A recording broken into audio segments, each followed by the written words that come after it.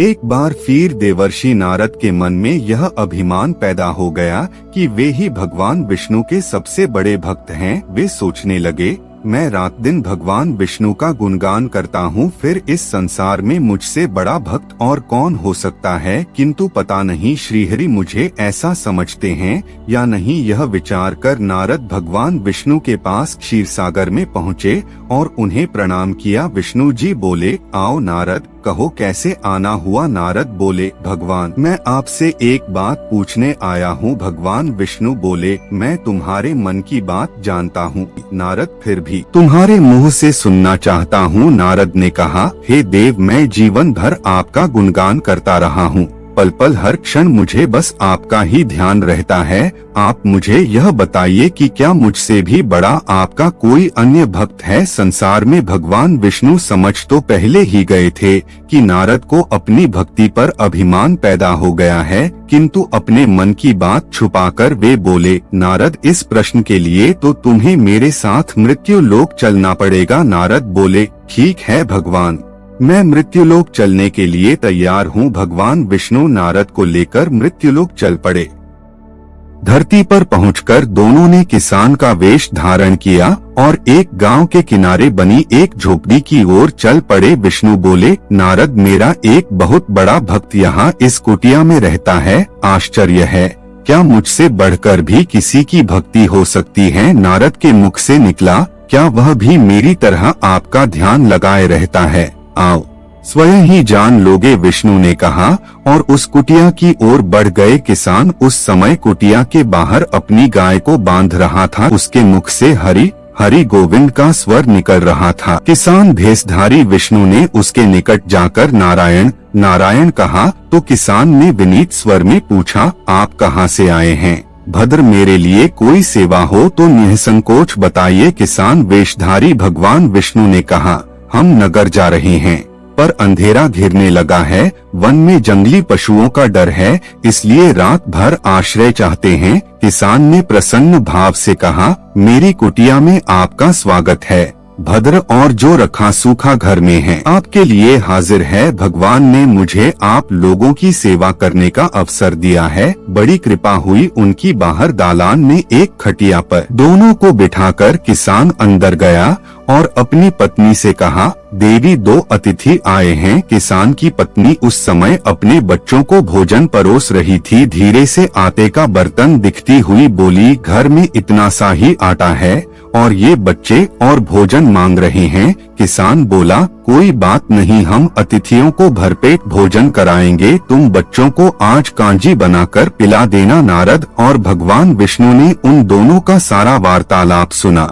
फिर भी परीक्षा के लिए भोजन की थाली पर बैठ गए। जब दोनों भरपेट भोजन कर चुके तो नारद सोचने लगे, यह सीधा साधा गृहस्थ भगवान का सबसे बड़ा भक्त कैसे हो सकता है। उधर श्रीहरि ने किसान से और भोजन लाने की फरमाइश कर दी। भगवान बोले, मेरा पेट अभी नहीं भरा, क्या और भोजन मिलेगा। किसान रसोई घर में गया और जाकर पत्नी से पूछा, कुछ और भोजन बचा है क्या। पत्नी बोली, बच्चों के लिए कांजी बनाई है, बस वही शेष है। विष्णु और नारद वह भी पी गए। किसान और उसके परिवार को भूखे ही सोना पड़ा। भूखे बच्चे माँ का आंचल थाम कह उठे, माँ, नींद नहीं आ रही है, मुझे बड़े जोर की भूख लगी है।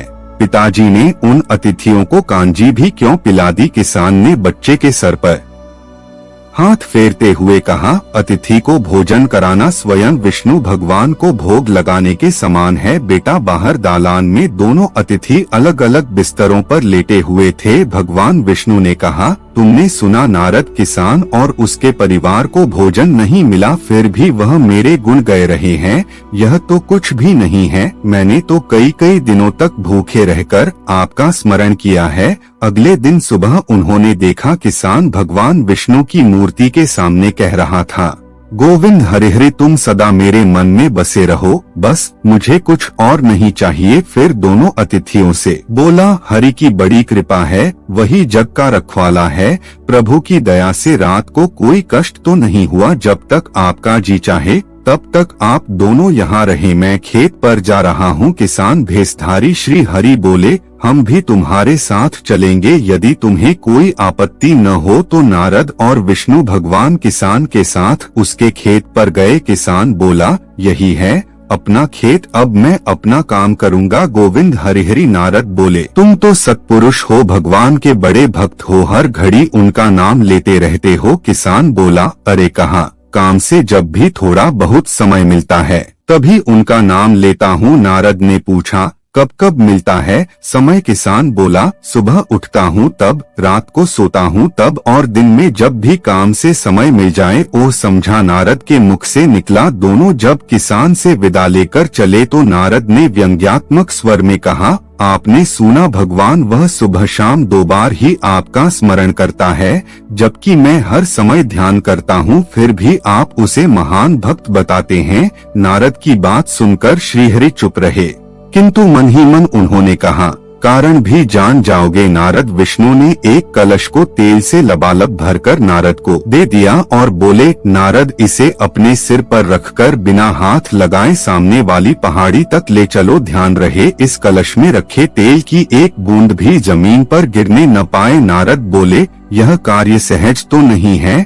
यह कहकर नारद ने कलश सिर पर रख लिया और पहाड़ी की ओर चल दिए। नारद पहाड़ी तक गए और लौट आए। विष्णु बोले, लौट आए? नारद, ठीक है, अब यह बताओ कि इतनी दूर जाने और आने में तुमने कितनी बार मेरा स्मरण किया है? नारद बोले, एक बार भी नहीं, भगवान करता भी कैसे, मेरा सारा ध्यान तो तेल और कलश की तरफ लगा हुआ था। श्रीहरि बोले, तब तुम ही सोचो, वह किसान दिन भर कठिन परिश्रम करता है, फिर भी 2-4 बार मेरा स्मरण जरूर करता है, और तुम एक बार भी मेरा स्मरण नहीं कर पाए। विष्णु की बात सुनकर नारद के अंतर्चक्षु खुल गए। वह श्रीहरि के चरणों में गिरकर बोले, मान गया प्रभु, जो संसार के झंझटों में रहकर भी आपका स्मरण करते हैं वे ही सबसे बड़े भक्त हैं।